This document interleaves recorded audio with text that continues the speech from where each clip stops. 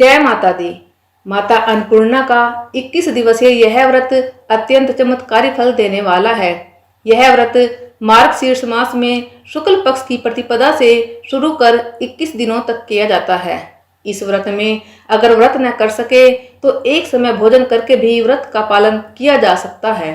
इस व्रत में सुबह घी का दीपक जलाकर माता अन्नपूर्णा की कथा पढ़ें और भोग लगाएं।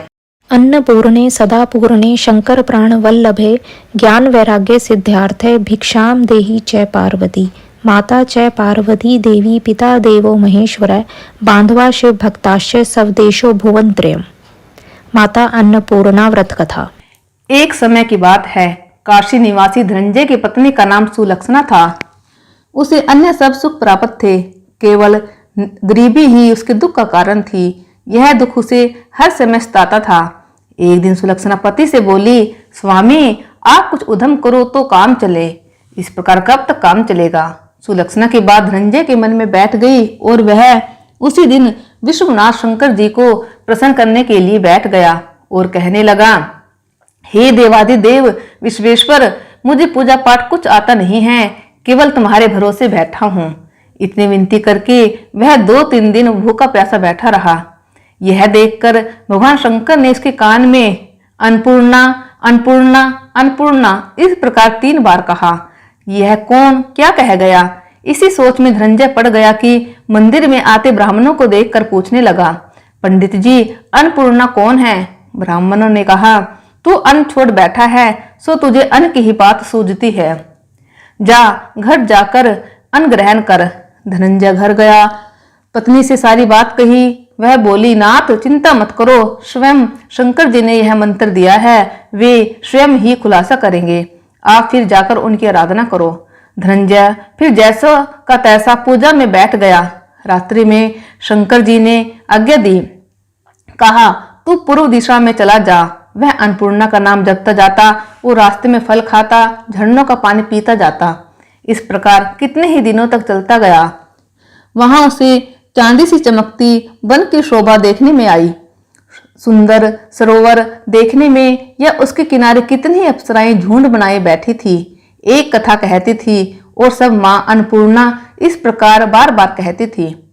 यह अगहन मास की उजेली रात्रि थी और आज से ही व्रत का आरंभ था। जिस शब्द की खोज करने वह निकला था वह उसे वहां सुनने को मिला। धनंजय ने उनके पास जाकर पूछा, हे देवियों, आप यह क्या करती हो? उन सब ने कहा, हम सब मां अन्नपूर्णा का व्रत करती हैं। यह व्रत क्या है? इसकी पूजा कैसे होती है?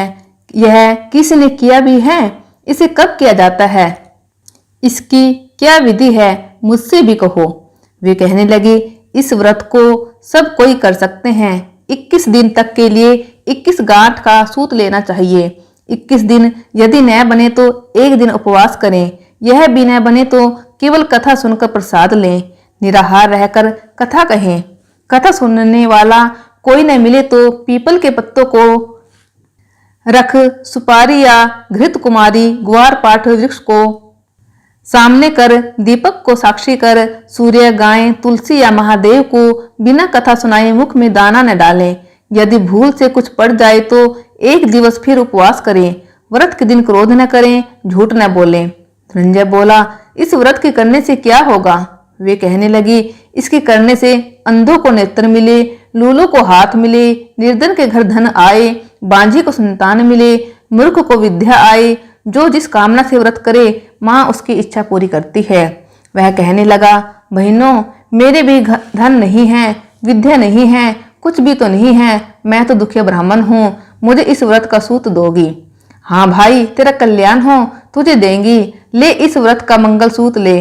धनंजय ने व्रत किया। व्रत पूरा हुआ तभी सरोवर में से 21 खंड की स्वर्ण सीढ़ी हीरा मोती जड़ी हुई प्रकट हुई। धनंजय जय अन्नपूर्णा अन्नपूर्णा कहता जाता था।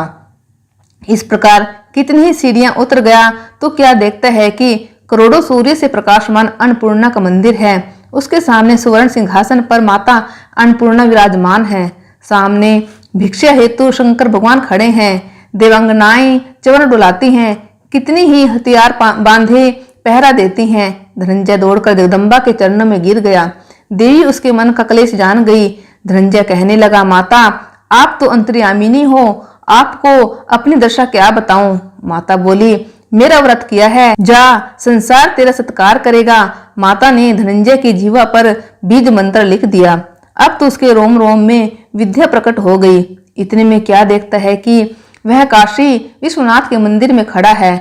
माँ का वरदान ले धनंजय घर आया, सुलक्षणा से सब बात कही। माता जी की कृपा से उसके घर में संपत्ति उमड़ने लगी। छोटा सा घर बहुत बड़ा गिना जाने लगा।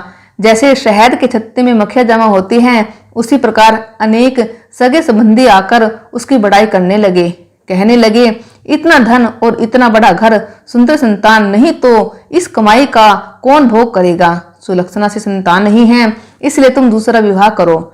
अनिच्छा होते हुए भी धनंजय को दूसरा विवाह करना पड़ा और सती सुलक्षणा को सोत का दुख उठाना पड़ा। इस प्रकार दिन बीतते गए। फिर अगहन मास आया। नए बंधन से बंधे पति से सुलक्षणा ने कहलाया कि हम व्रत के प्रभाव से सुखी हुए हैं, इस कारण यह व्रत छोड़ना नहीं चाहिए। यह माता जी का प्रताप है जो हम इतने संपन्न और सुखी हैं। सुलक्षणा की बात सुन धनंजय उसके यहाँ आया और व्रत में बैठ गया। नई बहू को इस व्रत की खबर नहीं थी।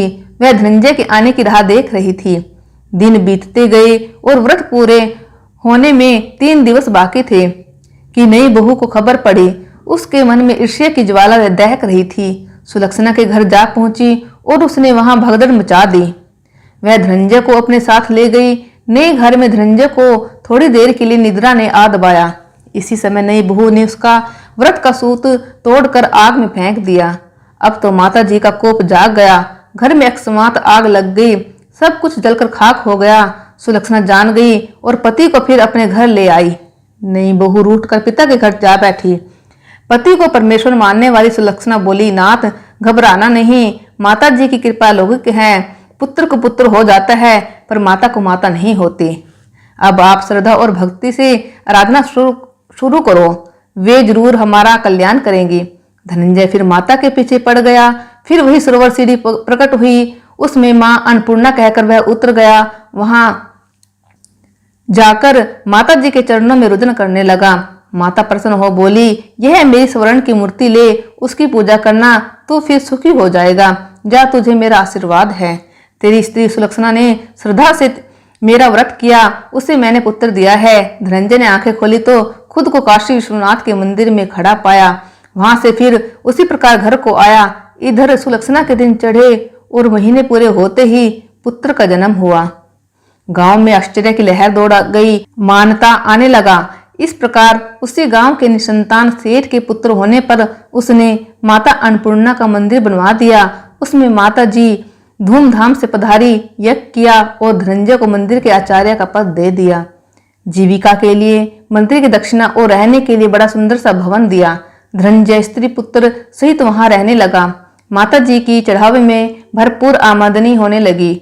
उधर नई बहू के पिता के घर डाका पड़ा, सब लुट गया। वे भीख मांगकर पेट भरने लगे। सुलक्षणा ने यह सुना तो उन्हें बुला भेजा, अलग घर में रख लिया और उनके अन्न वस्त्र का प्रबंध कर दिया। धनंजय, सुलक्षणा और उसका पुत्र माता जी की कृपा से आनंद से रहने लगे। माता जी ने जैसे उनके भंडारे भरे वैसे सबके भंडार भरे। जय अन्नपूर्णा माता।